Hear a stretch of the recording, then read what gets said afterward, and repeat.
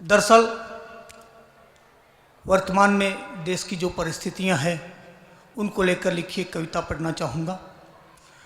मैं व्यवस्था के विरोध में लिखता हूँ।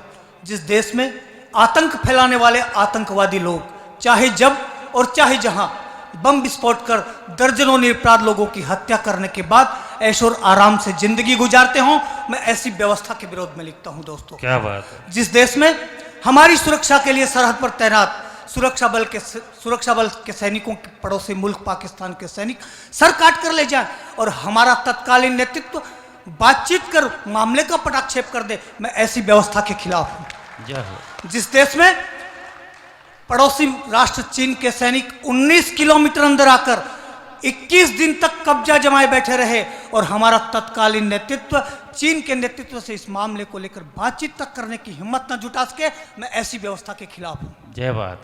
मुझे याद आती है चंद पंक्तियां जो पंवार साहब ने नेतृत्व को लेकर लिखी है कि कोई नहीं है रक्षक इन भूखे नंगे पेटों का, कुर्सी पे ईमान बिका है सब गांधी के बेटों का। कोई नहीं है रक्षक इन भूखे नंगे पेटों का, कुर्सी पे ईमान बिका है सब गांधी के बेटों का। अरे किस किस को रोए हम, सब छक्के अट्ठे हो गए, राजनीति में डाकू गुंडे चोर इकट्ठे हो गए, राजनीति में डाकू गुंडे चोर। वाह नारनौलिया जी, मजे आ गए। अभी हाल ही में कश्मीर में हमला हुआ और हमारे 4 सैनिक शहीद हो गए, उनमें एक सैन्य अधिकारी भी थे। उससे पहले पठानकोट में हमला हुआ, वहाँ भी हमारे एक सैन्य अधिकारी के साथ 6 सैनिक शहीद हो गए। ऐसी व्यवस्थाएं जब होती है, इसी तरह की जब घटनाएं होती है, तो मैं सोचता हूँ यहाँ उपस्थित शायद ही कोई मानव मन ऐसा होगा जिसमें ऐसी घटनाओं के प्रति आक्रोश नहीं हो। यही अंदर का आक्रोश, हृदय का दुख, मन की पीड़ा, अंतस की टीस और दिल का दर्द मैं आप लोगों के साथ मिलकर बांटना चाहता हूँ और यहीं से शुरू करता हूँ कविता की पंक्तियां। स्वागत है दादा, पढ़ो। अगस्त 2013 में हमारे पाकिस्तान के सैनिकों ने हमारे सैनिकों पर गोलीबारी कर हमला किया। हमले में हमारे सैनिक शहीद हो गए। तो हमारे तत्कालीन रक्षा मंत्री ए के एंटोनी महोदय ने संसद में यह बयान दिया कि यह घटना आतंकवादियों द्वारा की गई थी, जबकि घटना वास्तव में हमारे पाकिस्तान के सैनिकों द्वारा की गई थी। तब दर्द होता है दिल में, वो दर्द आप लोगों के साथ बांटना चाहता हूं और वहीं से स्वागत राम जी। कि मार दिए दुश्मनों ने सैनिक हमारे, किंतु मार दिए दुश्मनों ने सैनिक हमारे, किंतु नेता तो स्वभाव से संवेदनहीन होते हैं।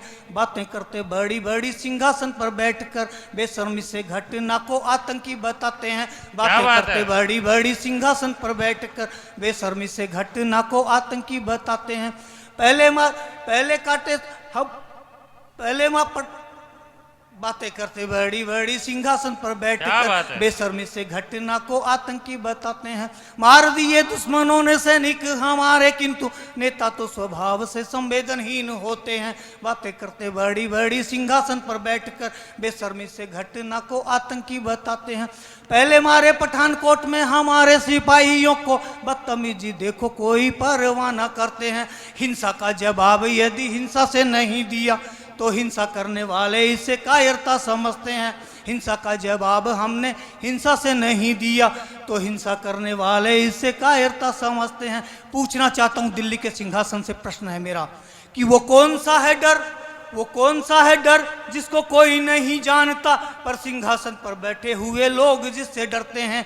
वो कौन सा है डर जिसको कोई नहीं जानता, पर सिंहासन पर बैठे हुए लोग जिससे डरते हैं। है कौन सी लाचारी या फिर कैसी दुनियादारी, है कौन सी लाचारी या फिर कैसी दुनियादारी। सरहद पर सिपाही रोज हमारे ही क्यों मरते हैं सिपाही, क्योंकि सीमा पर सुरंगों में बारूद को बिछाने वाले खुद भी तो बारूद के ढेर पर ही रहते हैं। पर पाकिस्तानी गीदड़ों को शरण देने वाले लोग भारत की सुरक्षा अब कैसे कर सकते हैं। पाकिस्तानी गीदड़ों को शरण देने वाले लोग भारत की सुरक्षा अब कैसे कर सकते हैं। क्यों नहीं कर सकते सुरक्षा। एक पंक्ति मैंने लिखी है देश का नेतृत्व संभालने वाले स्वागत लोगों के चरित्र को लेकर। स्वागत। क्यों नहीं कर सकते सुरक्षा।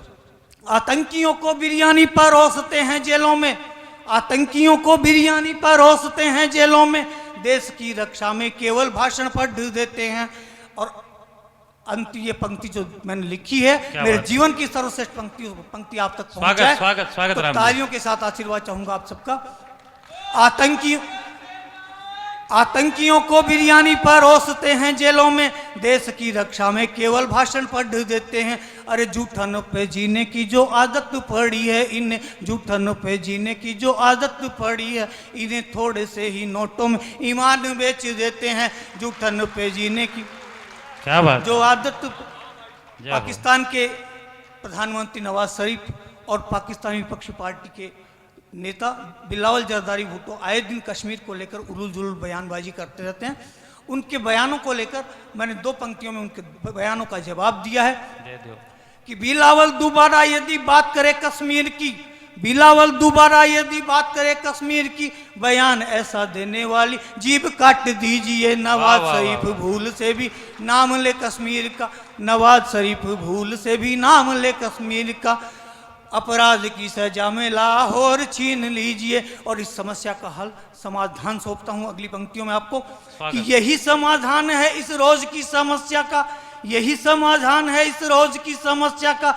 दुस्साहस करने वालों से लड़ाई लड़ लीजिए, अपमानों के घूंट पीकर और ना जिएंगे हम, अपमानों के घूंट पीकर और ना जिएंगे हम। सैनिकों के धैर्य की परीक्षा बंद कीजिए, अपमानों के घूंट पीकर और ना जिएंगे हम, सैनिकों के धैर्य की परीक्षा बंद कीजिए।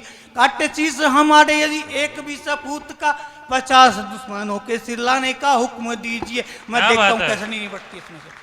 धन्यवाद। काटे शीश हमारे यदि एक भी सपूत का, 50 दुश्मनों के सिरलाने का हुक्म दीजिए। लात और जूझों की ही भाषा को समझने वाले बेवकूफ बंदरों से चर्चा बंद कीजिए। लात और जूतों की ही भाषा को समझने वाले बेवकूफ बंदरों से चर्चा बंद कीजिए।